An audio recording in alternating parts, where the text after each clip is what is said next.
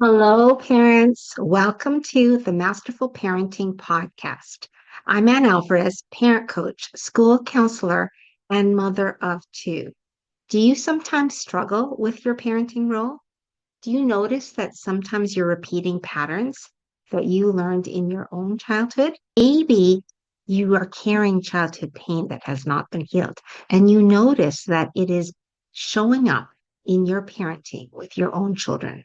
Perhaps you yell or get frustrated easily. Maybe you are directing them or telling them what to do all the time, and you notice that your actions are affecting your relationship with your children. Well, parents, I totally understand this. I came from childhood pain and I learned how to be a relational parent with my children. And I can teach this to you as well. This podcast is all about learning how to heal the childhood pain that we are carrying so that we can foster healthy relationships with our kids. Join us every week for a new show, and we will dive into the healing and the fostering of healthy relationships with our children. Hello, parents. Welcome to the Masterful Parenting Podcast and YouTube channel. I'm super excited. I have a special guest. Her name is Dagmara Sitek. She is a Montreal based mother of two who is committed to children's education and emotional well being. She was born in Poland, lives in Canada, and she wears many hats: mother, wife, digital marketer in her 9 to 5 world. And she's also an author. When she was a kid, she loved drawing and writing. And Dagmara never thought about writing a real book until now. She jumped into writing children's books because she realized something important. Not all kids get a fair shot at life. Her debut as an author merges childhood passions with a new mission to bring hope and awareness to children's struggles. Welcome, Dagmara. So great to have you. Thank you. Thank you for having me, and thank you for this wonderful introduction.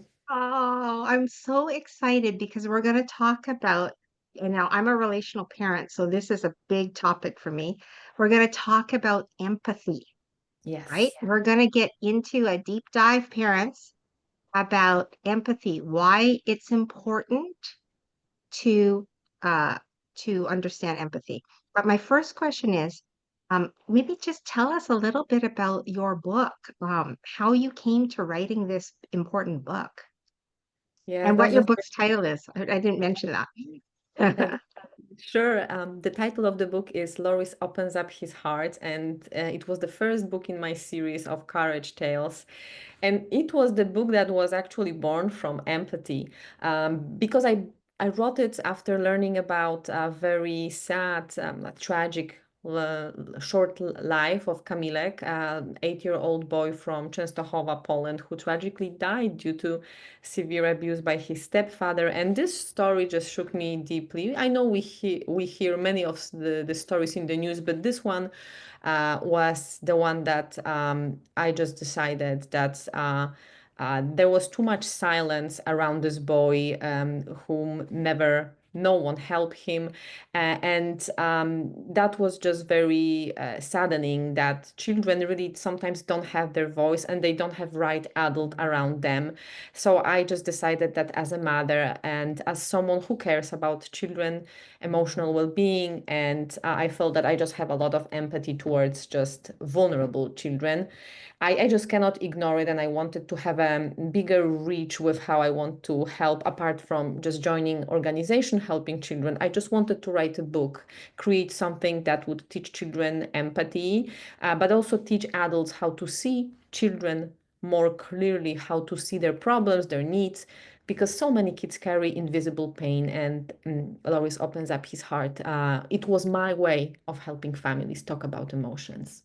I love that. I love that. I always say there's purpose to pain, right? And if we can take our pain and turn it into purpose, like you have, this understanding this tragedy and it affecting your heart, and you're like, you want to do something about it. I think that is so, so good.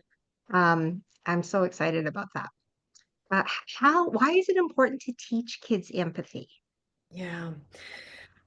Because then become adults, and sometimes it's too late to work on your emotional intelligence. And empathy is the cornerstone of emotional intelligence. And this is one of the strongest also predictor of your lifetime success. And I, as a mom, I'm guilty of always, right, checking and helping them to um, I'm saying guilty because I don't want to put too much pressure, but at least I want to put pressure on their mental well-being. So I think apart from investing in, robotic classes or karate or chess championship classes, I think, that we should focus more on how your mental health, the mental health of your children really is. And I think that we can do so much as parents if we just put it as our priority, because empathy, make children more socially competent. They are better in resolving conflict and building relationship, and they're just more successful in school. I was very surprised, but I found this very interesting research. I believe it was done by University of Cambridge, when they found out that emotional learning, social emotional learning, so-called programs that are include in different middle grade schools, and they include learning about empathy. They noticed that it actually improved children's academic performance by 11% on average. So there is so much to it. And I think it's time to just uh, create even more content, even more books, and even more application that I'm also working on right now, that are supporting emotional intelligence. I love that so much. I'm a firm believer that emotional intelligence is a life skill because everybody needs it. It affects our lives so much when we have a broken relationship with people, when we don't know how to solve conflict, or if we're creating conflict, you know, that that causes unrest in your life. And so if our kids learn it, maybe we didn't learn it, right? But if we learn it and then our kids learn it, then we're creating a healthier world, healthier society, right? Yes, absolutely. Yeah, yeah. So tell me about how do we teach children? Yeah, Maybe explain how you do it with your kids, and I'll tell you how I do it with my kids. that's But awesome. how Let's do change. we teach, yeah, empathy Yeah, to our so children? great. Another great question. Very personal. I love it. Mhm. So I think that what I realized was that I need to model empathy myself. I improved myself so much when I started to trying to improve my own children's behavior. And I realized the more I change, the more they change positively as well. So the change really came from within, from me, and then impacted them. And yeah, I model empathy. I was also naming my emotions. I was trying not to shout at them when they made me mad, right? Before I was maybe not managing my emotion properly. But the moment I became more calm, more patient, they just learn from me. So that's the one main thing that I changed. I started reading more books on emotional intelligence, on my brain psychology. And then I inspired my kids to learn about brain. We did some cool art activities. I bought some stickers with brain. We had so much fun. And sometimes now when I get angry, or maybe, I'm not happy about something, they can remind me, Mommy, your amygdala is taking over. You need to chill. You need to chill, because you're gonna get angry and then you're gonna regret it and you don't feel well about yourself. So that's amazing. And that was the first thing. But I think what we try to do is, when you take this negative situation or this bad difficult emotion that you have as a family, and you turn them in everyday moments of teachable lessons. Like you look at them, you accept it happened. Don't feel guilty. Just see what you can learn from this little mistake or this little argument that you had today. Uh, uh, and sit at the end of the day, apologize and talk about your feelings a little bit more than you usually do. Um, Another thing wonderful is reading empathy building books. That's always great because the stories are something that is moving us, right?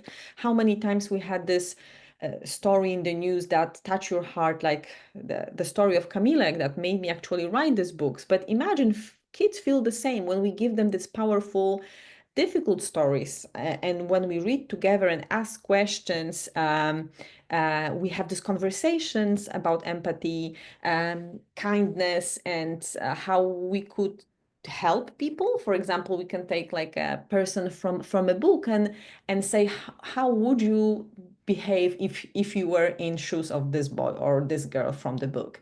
And this is opening up a whole conversation about others people's perspective and empathy. So model empathy, turn this everyday moment into teachable little classes, read empathy-based books, and teach kids to just like taking perspective or understand perspective of other people in their lives. I love that. I love that so much.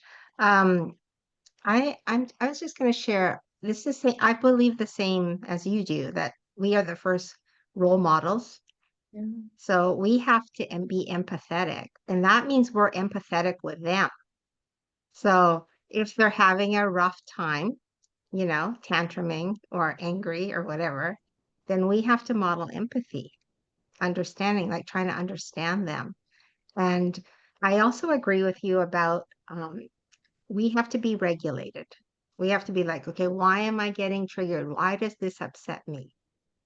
Right? And how do I calm myself down? So we as parents have to regulate our emotions so that we're not flipping out uh, and getting mad at them, right? And making them feel bad. And I also like that you talk about feelings because I'm very, very passionate about this being the mother of two boys. Because I feel like in society, traditionally, men have not been encouraged to talk about their feelings. And it has damaged our world. I agree. Because if you do not express your feelings, if you don't feel safe to express your feelings, it ends up being down the road as an adult. It turns into depression, anger, aggression. Yeah. And then we have men who are unhealthy because they never processed their feelings as children. And not just men, women too. But generally speaking, I feel men have had the conditioning that they're not allowed to express how they truly feel. They're not allowed to cry, man up, keep it inside. Like, why are you a baby? Those kinds of things, right? Yes, And that's and we have great. to change that. We We have have to change that because it's not healthy, right? If men. we want to raise Yes, healthy men, yes, then our boys need to be allowed to cry and not feel bad about it. Yeah, go ahead and cry. Or get angry, yeah, or feel sad. It's all good. All emotions are good. So I like that you encourage talking about their feelings because I do that with my boys. How do you feel about that? What do yeah. you think of that? Right? And I would say that so 100% agree with you, especially when you have boys. I have a boy and a girl, so I see big differences here. But I think that what's really was surprised me and was a big improvement is when I explain the emotions through biology, through how the brain is processing these emotions.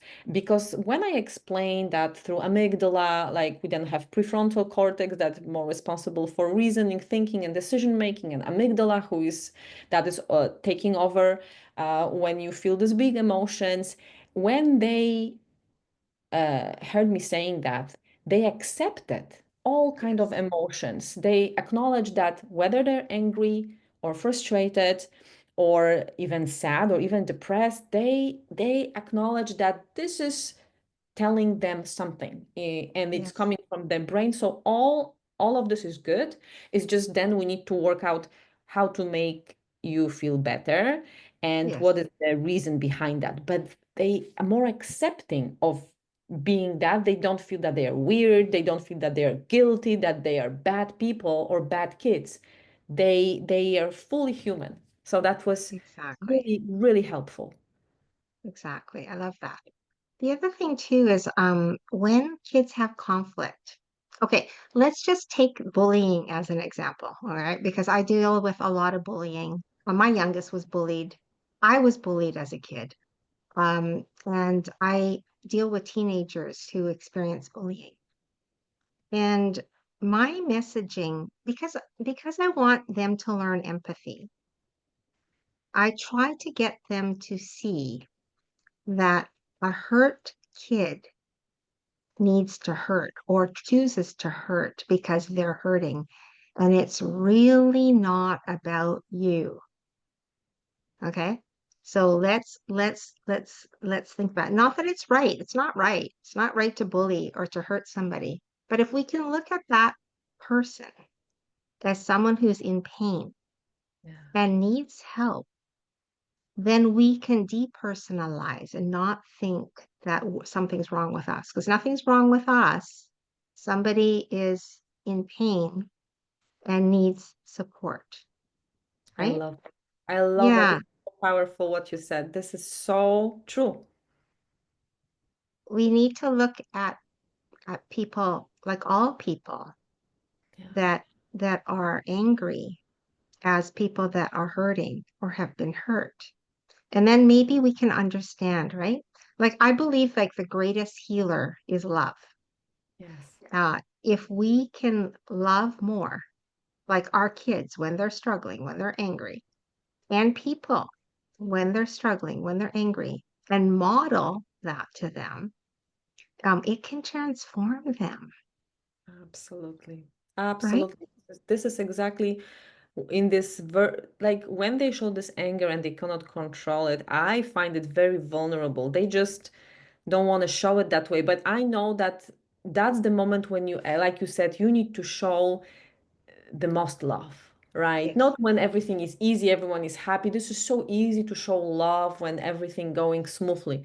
But the moment when they need you the most is when they suffer the most, when they're in pain. So exactly. that's very e- true.